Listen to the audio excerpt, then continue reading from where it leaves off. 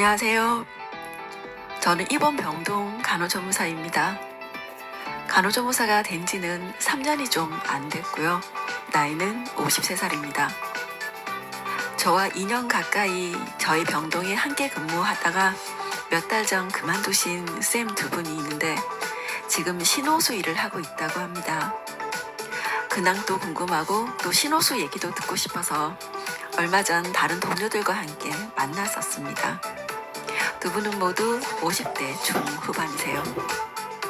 운동과 여행을 좋아했던 쌤들이라 병원을 그만두면서 집에서 계속 쉬시는 줄 알았는데 벌써 몇 달째 새벽마다 건설 현장에 나가서 안전모에 안전화를 신고 신호수 일을 하고 있다는 얘기를 듣고 저는 깜짝 놀랐어요.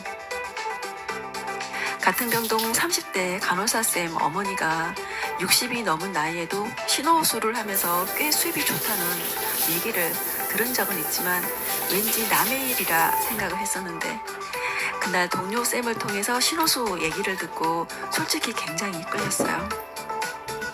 그래서 나도 신호수 일을 해보고 싶다는 생각이 들어서 신호수를 할 때 꼭 필요하다는 기초안전보건교육 이수증을 만들려고 교육장을 찾았습니다. 사실 그날 동료 쌤의 급여 목록을 보고 지금 받고 있는 제 월급이랑 너무 차이가 나서 솔직히 이거 당장 알아봐야 되겠다 싶었거든요. 사실 그동안 저는 현장 일은 아무나 하는 게 아니라는 편견을 갖고 있었어요. 그런데 신호수 일을 하는 여자분들이 많다고 합니다.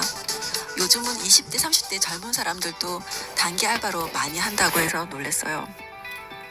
그런데 신호수 일이 젊은 사람한테 할만하기도 한 게 무거운 걸 든다거나 또 특별히 기술이 필요한 일이가 움직이는 방향을 사람들에게 알려주는 역할이 신호수 일이라서 사고 예방을 위해 꼭 필요한 또 인력이지만 체력적으로 아주 많이 힘든 일은 아닌 것처럼 보였어요.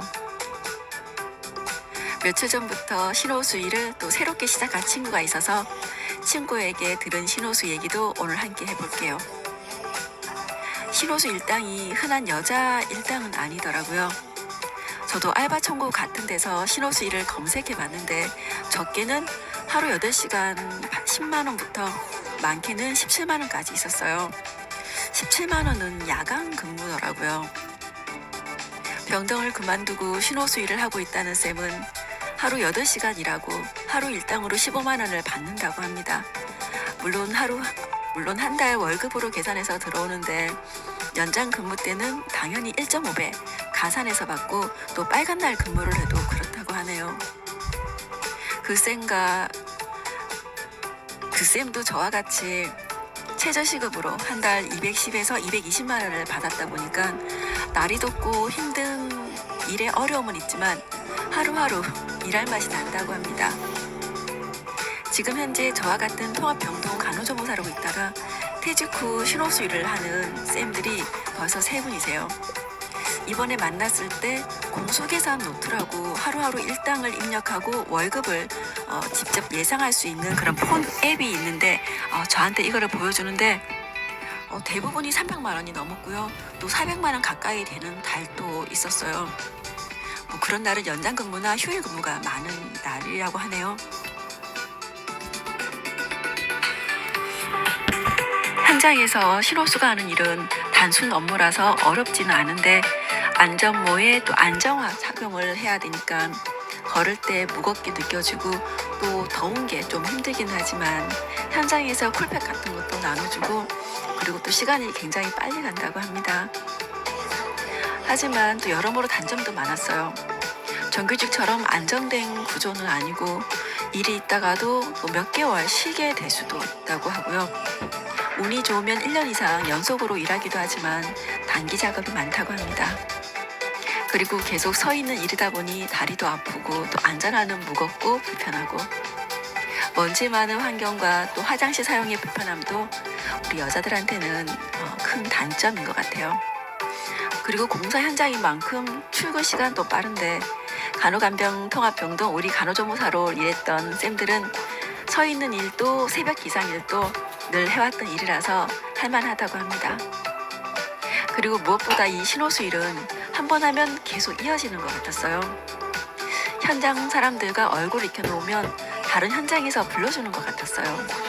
지금 신호수 일을 하기 참 좋은 게 2025년 올해 3월부터 법이 개정이 돼서 도로공사 현장에선 무조건 신호수를 둬야 한다고 합니다. 예전보다 신호수 수요가 많이 늘어날 거라는 얘기도 들었어요. 건설 경기가 안 좋아서 신호수 일을 나쁘게 보는 분도 계시지만 내가 병원을 그만두게 됐을 때 대비책이 될 수 있겠다 싶은 생각이 저는 들었어요. 지금 신호수 일을 한 우리 쌤들은 통합병동 간호조무사로 있을 때보다 스트레스도 덜 받고 훨씬 더 낫다고 저한테도 신호수 일을 권해주셨어요. 우리 간호조무사로 병동에 있던 쌤들 정도면 충분히 다 할 수 있다고. 보여지는 모습보다 통합병동 우리 간호조무사 일이 체력 소모가 정말 많거든요. 병동 안에 있을 땐 간호조무사 우리 일밖에 몰랐지만 막상 그만두고 나니 병원일 만큼 일이 힘들지 않아도 할 수 있는 일이 많고 또 월급도 더 많이 주더라고 합니다. 동료쌤은 하루 15만 원 일당으로 토요일까지 꼬박 일하면 한 달에 350만 원을 받는다면서 그 중에서 50만 원은 경비로 쓰고 나머지 300만 원은 저축할 거라고 얘기하는데 진짜 이게 금융치료구나 했어요.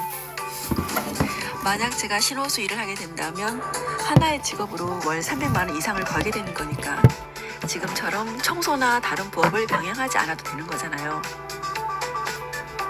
지금 연차까지 포함해서 제가 한 달에 10일 쉬고 220만 원 버는 것과 월 4일에서 5일 쉬고 한 달 350만 원 버는 것을 비교하면 저는 한 달 350만 원 버는 걸 선택할 것 같아요. 그렇지만 지금 다니고 있는 직업을 그만두고 바로 신호수를 하는 거는 좀 망설여져요. 퇴직금 생각도 하게 되고 또 중간중간 일이 없어서 쉬게 되면 결국 평균값은 비슷해지는 거 아닌가 하는 생각이 들기도 했지만은 그래도 평범한 50대 여자가 할 수 있는 작업 중에서 상위 10%에 해당되는 고소득 직업이 아닐까 생각이 되어졌습니다. 저는 여전히 병동 간호조무사로 일하고 있고 퇴근 후 투잡으로 청소 일을 하고 있습니다. 그렇지만 나도 언젠가 병원을 그만둘 테고 그때가 돼도 내가 할 수 있는 일을 하나 정도 더 알아뒀다는 생각에 마음이 든든했어요. 언제가 될지 모를 그날을 위해 일단 오늘 이수증은 준비해 두기로 했습니다.